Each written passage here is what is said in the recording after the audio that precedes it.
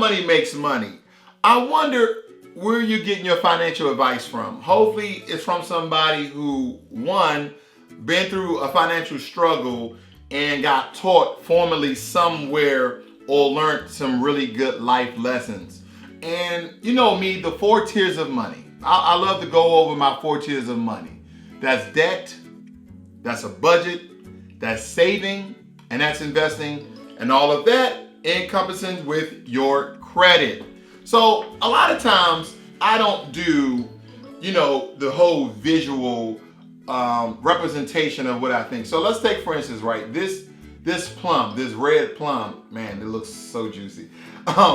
This plum here is your paycheck. This is your income.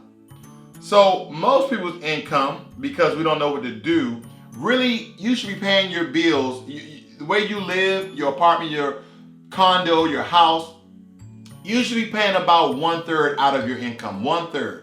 But most of us, let's just take a whole, for instance, we pay half, okay? We pay half.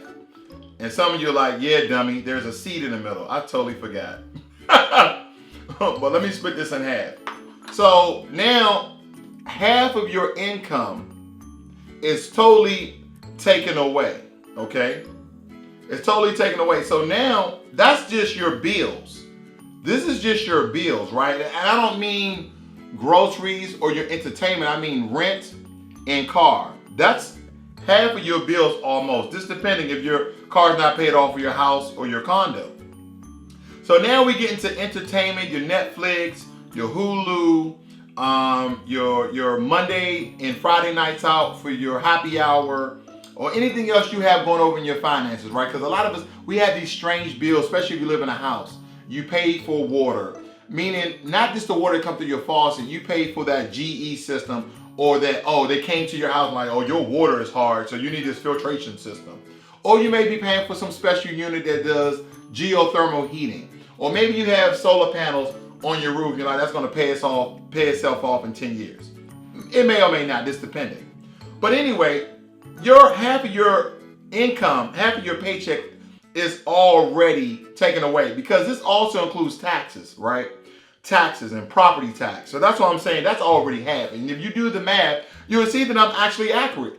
This is your mortgage, your rent, and also your renter's insurance, your house insurance, your car note, your car insurance, your property tax, etc. That's half of your paycheck. That's half your salary a year, because most of us are not doing well by our finances.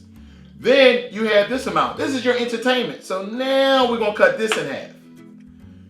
Now we have this amount of money left, right? Because this part was our, this part was our entertainment. So now we only have this amount. And when I mean this is your entertainment, look at this. This is your entertainment. And this is this like Netflix, Hulu, going to the movies, going to your happy hour. Okay, then you say, well, I still got this amount left for savings, investing. No, you don't. You know why? You know what you're going to do this year? You're going on a trip. So let's cut that in half. Whoa. Now, how much is this? Let's make this a value. Let's say $200. So out of all this, you have $200. Did you start your 401k with your business? Do you have a 403b if you're a nurse? Do you have any sort of IRA, individual retirement account? Do you? Because if you don't, you're setting yourself up for failure. Now you only have $200. What you going to do with $200? Did I factor in gas in this? No, I just said all your bills. Is gas in your entertainment? Maybe it is. Did you take that trip? Did you factor in a grocery bill? Maybe, or maybe you did. But the point I'm getting at, how much money is being soaked into your savings and investing a month? If it's $200 and you're below the age of 25, you are already in trouble. What you need to do? That's good. Yup. I just ate a piece of your entertainment. Yeah, you say, well, that piece right there was my saving and investing. We gotta work backwards. Because saving and investing, you ain't going nowhere with that. You're going to have a little money when you retire. You're going to do that. That trip you was going to take, because you didn't do right by your finances. You live in a too expensive apartment. You live in this big old luxury house. Or you bought some luxury car that you're paying an astronomical price on. So that trip you was going to take, nope. That car good. Now, you still got these bills, right? This your house and your car, property tax, all that good stuff. So that's staying right there. This is also a good way to eat some fruit in your diet. So now you have this left, right? I said earlier that was your entertainment. One was your trip. Now, this is all your miscellaneous bills that only you know about. You have to figure out a way to get rid of them. You do. You have to figure out a way to get rid of them because they're killing your finances. You can't invest, right? Because if you're smart, if I didn't eat all of my plum, I'm going to have a better physical representation of a good example. But you might want to sell that house that you're paying too much for. And because you had bad credit, your interest rate is over 3 to 4%.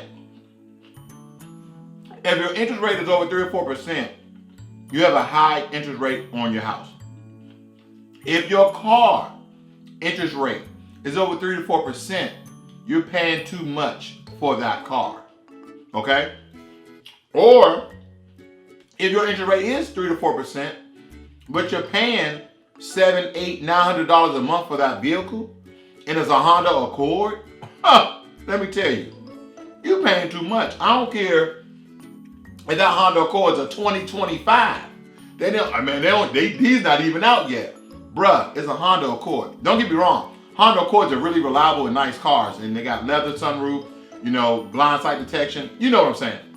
They have all the great luxuries. But a Honda Accord, you're paying over $35,000 for a Honda Accord because your interest rate or because you wanted every single thing inside that vehicle, you made a horrible mistake at the amount of money that you are.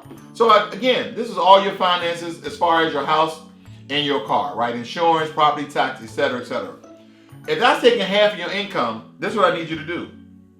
And you may not want to do this because you love your house, you love your car. You're going to have to cut that in half. You may have to sell a house, you might have to move into a smaller home or a less luxurious home, and also your car. Because now this is your house. This is your condo. This is your apartment. And also your car, right? And also your car. So now this is only 1/4 of your income. So now you have the other 3/4 to actually save, invest, and actually have fun with, right? You have to learn how to minimize different areas and different categories within your finances because you're overspending on your house and your car. Because the two things you want to show people in your life, guess you want to show people besides your clothes that you paid a lot of money for it and that you look good, right? And those slacks and that suit and those jeans and that skirt and that dress. You want to show them that you and your significant other or you by yourself has this really nice house with a lot of nice stuff in it. Then also you want to show them your nice car.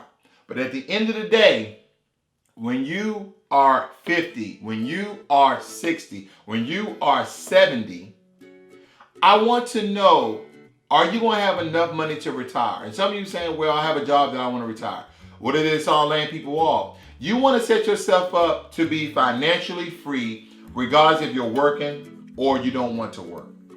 And you're simply not going to do that paying all that money for a house and a car in the stages where you should actually be sacrificing and working hard to build up so you can live nice and easy when you retire.